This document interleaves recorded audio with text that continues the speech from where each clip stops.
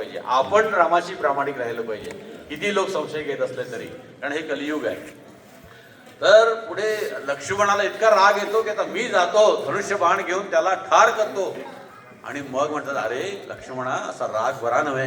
हा, राग आला की विवेक काय होतो, नष्ट होतो. तर तुला काय माहित आहे तो कुठल्या हेतून इथं आलेला आहे, कुठल्या कशासाठी इथं आलेला आहे. हा, कदाचित तो मला घेऊन जायला आलेला असेल.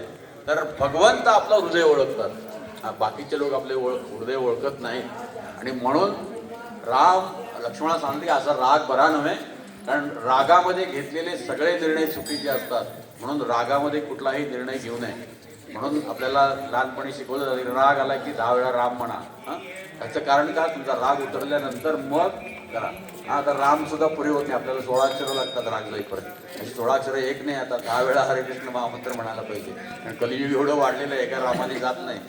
तर लक्ष्मणाला शांत करतात आणि पुढे जाऊन मग भरतला आहे त्याला जाऊन भेटतात. म्हणजे भरत तो म्हणाला की मी प्रत्यक्ष प्रभू रामचंद्रांना परत अयोध्येला घेऊन